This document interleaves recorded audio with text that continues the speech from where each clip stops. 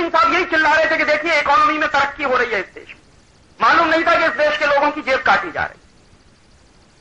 और अंत में पता चला कि हमको जो नुकसान हुआ है वो कितना हुआ है।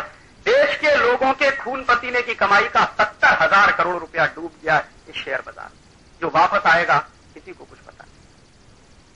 और मैं पूछता हूं कि ऐसे समय में मनमोहन सिंह को ला के चौराहे पे कम से कम 2-4 बातें पूछ तो लेनी चाहिए कि एक जमाने में आप चिल्लाया करते थे पार्लियामेंट के अंदर कि देखिए ये मेरे लिबरलाइजेशन का कमाल है कि शेयर बाजार चल रहा है, फिर क्या हुआ इसमें, क्यों डूब गया 70,000 करोड़ रुपया, कौन जिम्मेदार है इसका? किसी की अकाउंटेबिलिटी बनती है कि नहीं इस देश में? किसी की अकाउंटेबिलिटी नहीं बनी। और उसी कमेटी ने जो रिकमेंडेशंस किए थे मनमोहन सिंह को कि ये सारा तमाशा सिटी बैंक के इशारे पर हुआ, हर्षद मेहता तो उसमें सिर्फ एक कठपुतली की तरह से काम करता रहा। ये मैं नहीं कहता, पार्लियामेंट्री कमेटी की फाइंडिंग्स है। और कमेटी ने ये रिकमेंडेशन किए कि सिटी बैंक ऑफ इंडिया को हिंदुस्तान से बिस्तर बांध के भगा देने की जरूरत है। तो मनमोहन सिंह ने स्टेटमेंट किया कि नहीं, हम सिटी बैंक ऑफ इंडिया को अगर भगा देंगे तो गलत सिग्नल्स जाएंगे दुनिया में।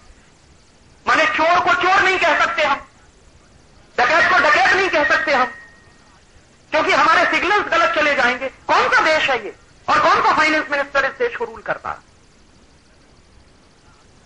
दुनिया के किसी भी दूसरे देश में अगर अमेरिका में ही ये स्कैम हुआ होता, हिंदुस्तान की जगह अमेरिका को रखकर देखिए, और अमेरिका में ये स्कैम हुआ होता और काश स्टेट बैंक ऑफ इंडिया हमारा उसमें इन्वॉल्व होता, तो अमेरिकन सरकार ने 1 मिनट की देर नहीं की होती स्टेट बैंक ऑफ इंडिया को वहां से रवाना करने। ये हम पॉलिटिकल स्लेव कंट्री में रहते हुए मैं कह रहा हूं इस देश में कि सिटी बैंक ऑफ इंडिया के बारे में सारे सबूत होने के बावजूद इस देश में सिटी बैंक ऑफ इंडिया को हिंदुस्तान से नहीं भगाया गया, क्योंकि मनमोहन सिंह नहीं चाहता।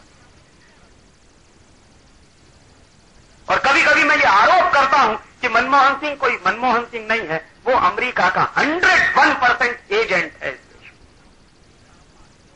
जिसने इस देश की इकोनॉमी को इतने बड़े लेवल पे ले जाके पटक दिया। और आपको मालूम है जो पैसा डूब गया उसकी वजह से जो रिसेशन है मार्केट में वो आज तक खत्म नहीं हो रहा। कितने कारखाने बंद हो गए इस देश में, हजारों प्रोडक्शन यूनिट्स इस देश में बंद हो गए क्योंकि उनका पैसा शेयर बाजार में लगा। मैं मेरे उत्तर प्रदेश के बारे में बात करता हूं। नोएडा के आसपास करीब 80,000 छोटे छोटे प्रोडक्शन यूनिट थे जो डूब गए क्योंकि उनका पैसा शेयर बाजार में फंस गया, वो चल नहीं सकता। और कितने ऐसे लोग हैं जिनको मैं पर्सनली जानता हूं कि जो करोड़पति बनने चले थे रोडपति हो गए, सड़क पे खड़े, डूब गया पैसा शेयर बाजार। और ये जो डूबा हुआ पैसा है इसको वापस निकालने के लिए न मनमोहन सिंह के पास कोई तरकीब है, न चिदंबरम के पास कोई। कैसे आएगा ये पैसा? ये ग्लोबलाइजेशन नहीं हुआ, ये लिबरलाइजेशन नहीं हुआ, आपकी लूट हुई। लूट होने के तरीके बदलते रहते हैं। पहले ईस्ट इंडिया कंपनी आती थी, अंग्रेज आते थे तो बंदूक और तलवार के दम पर लूट कर ले जाते थे आपसे। और अब तरीका बदल दिया है, ग्लोबलाइजेशन और लिबरलाइजेशन के नाम पर आते हैं और आपके देश से 70,000 करोड़ लूट कर ले जाते हैं और आप खामोशी के साथ बैठे बैठे देख रहे हैं। पता नहीं कब हर्षद मेहता को इस देश में फांसी की सजा मिलेगी, मुझे मालूम नहीं, पता नहीं कब मिलेगी। शायद हो सकता है 2 साल के बाद आप भी भूल जाए, मैं भी भूल जाऊं कि इस देश में इतना बड़ा स्कैम भी कोई हुआ। और आप देख लीजिए जब से ग्लोबलाइजेशन और लिबरलाइजेशन है तो ये स्कैम का ही हिस्सा, जिसको आप ग्लोबलाइजेशन कहते हैं, वो स्कैम का ही एक दूसरा हिस्सा। जितने तेजी से ग्लोबलाइजेशन चला उतनी तेजी से इस देश में घोटाले चले। 91 से 97 के बीच में जितने घोटाले हुए हैं उसमें पार्लियामेंट की फाइंडिंग्स है, मेरी फाइंडिंग्स नहीं, कि हिंदुस्तान के लोगों के खून पसीने की कमाई का 70,000 करोड़ डूब गया। ये वो क्या, तो 20,000 करोड़ आया और 70,000 करोड़ हमारा डूब गया। ये है ग्लोबलाइजेशन का असली पिक्चर।